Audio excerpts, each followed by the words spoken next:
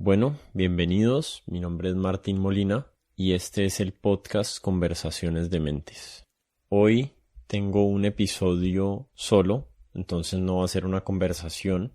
sino que esta es una versión de audio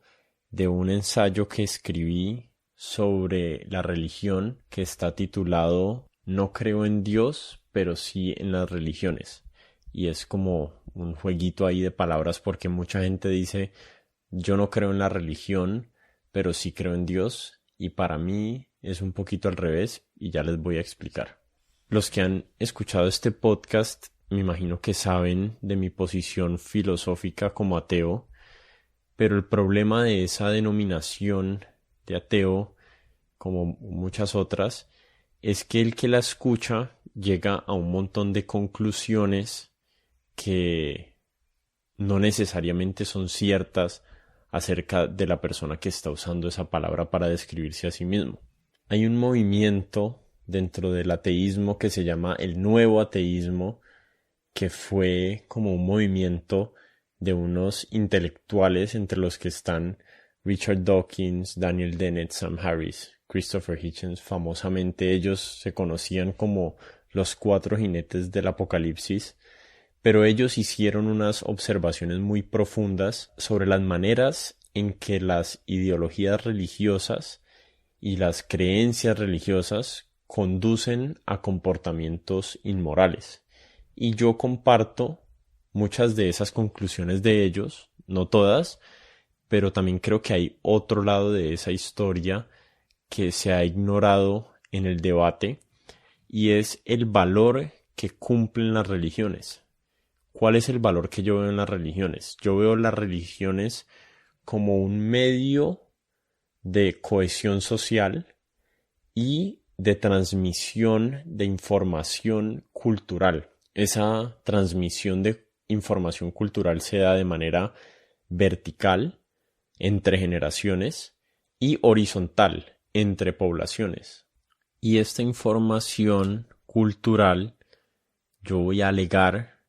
o voy a tratar de convencerlos que esa información cultural es adaptativa, o sea que es en beneficio de las sociedades que la poseen. No totalmente, obviamente, pero sí tiene un montón de beneficios adaptativos para crear sociedades estables y que saben cómo sobrevivir en el medio en el que viven. Entonces empecemos por el ser humano en sí.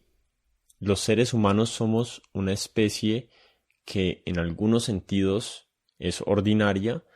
y en otros sentidos es extremadamente única. Somos ordinarios en el sentido que hemos evolucionado para enfrentarnos a los mismos retos de supervivencia y de reproducción que se enfrentan todas las demás especies del planeta, desde las bacterias, a los elefantes, a las algas. Todas las especies estamos enfrentándonos al mismo reto de reproducción y de transmitir nuestros genes hacia el futuro. Pero somos una especie única porque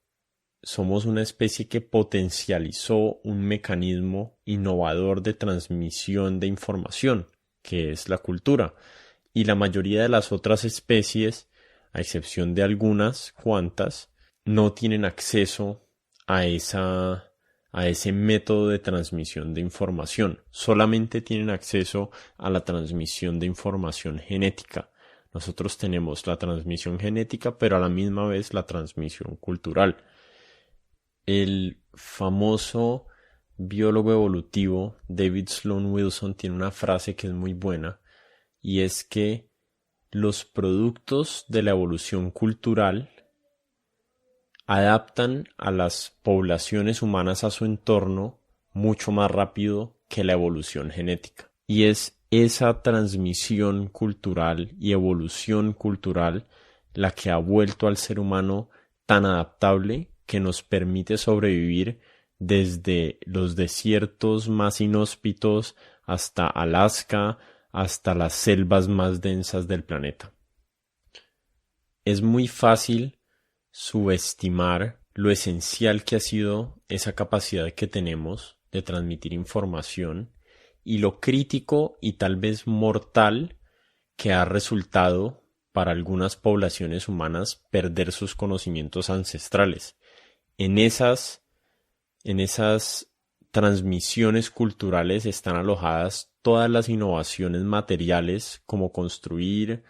como cazar, como cultivar, y también las innovaciones sociales, las estructuras políticas, las normas de comportamiento. Un ejemplo que da David Sloan Wilson en su libro, el libro se llama This View of Life, es el de una tribu inuit que vivía en las regiones más áridas de Groenlandia a principios del siglo XIX, y por algún infortunio que tuvieron murieron casi todos los ancianos de la tribu,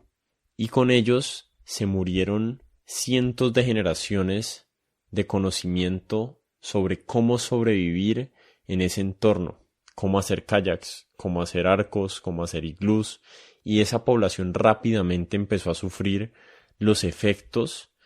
de haber perdido esa información, y su población decreció dramáticamente en 40 años, hasta que por fin lograron conectarse con otra tribu que les restauró el kit de herramientas culturales que necesitaban para poder sobrevivir en ese lugar tan inhóspito donde vivían. Pero volvamos a las religiones. Las religiones son uno de esos mecanismos de transmisión cultural de los que estoy hablando anteriormente, y en las religiones y en las tradiciones orales y escritas de las religiones existen miles de estas herramientas de comportamiento y de cohesión social que han sido moldeadas durante milenios de existencia humana. Obviamente esto no implica admitir o promover la validez moral de todas esas prácticas que se están transmitiendo ahí. Obviamente hay creencias que proponen las diferentes ideologías espirituales que son moralmente inaceptables. Por ejemplo, la idea de la evangelización es una idea adaptativa muy positiva para el catolicismo, pero tuvo un efecto terrible sobre las comunidades nativas de América Latina, donde se llevaron a cabo actos atroces, o de los más atroces que ha conocido la humanidad, para evangelizar, estoy usando comillas, a esas personas nativas americanas. Pero a pesar de todas estas cosas terribles que tiene la religión, sigue siendo cierto que las maneras sostenibles de organizar sociedades humanas no son aleatoriamente modificables. O sea, no podemos ir transformando la manera de organizar sociedades a la loca e imaginarnos que vamos a tener resultados positivos, porque esa información, como estaba diciendo antes, es una información construida durante milenios que tenemos que actualizar, pero que no lo podemos hacer a la bruta y a la loca, porque vamos a perder, como le pasó a esos inuits, las herramientas que hemos tenido para más o menos tener sociedades estables que no se autodestruyen. Y ese tema de la autodestrucción es cada vez más relevante, porque la realidad es que hace 1800 años, o hace 200 años, o hace 100 años, no teníamos el paisaje evolutivo que existe hoy. Este paisaje evolutivo se ha modificado tan drásticamente y a unas tasas de cambio tan aceleradas que esas herramientas que teníamos antes, esas herramientas adquiridas que teníamos de las religiones y de las culturas antiguas, ya en este momento son ineficaces para lidiar con los nuevos retos que estamos enfrentando. Esas religiones y esas culturas no se crearon y no se moldearon en un contexto donde existían armas nucleares, en el contexto donde se podían modificar los genes, en el contexto donde las armas biológicas se hacían cada vez más asequibles a las personas. No creo que desechar todo el arsenal heredado de las religiones completamente, sin ningún reparo en los efectos a nivel social, sea algo racional. No quiero que confundan esto con una apología a las tradiciones católicas y a las otras religiones que han justificado tanto daño y tanto sufrimiento, pero creo que si queremos sobrevivir, no podemos abandonar principios básicos que hemos heredado, como la importancia de la familia, el respeto por los ancianos y su conocimiento, entre muchos otros valores casi universales que hemos heredado, y tenemos que entender que las religiones, por fuera de sus afirmaciones metafísicas y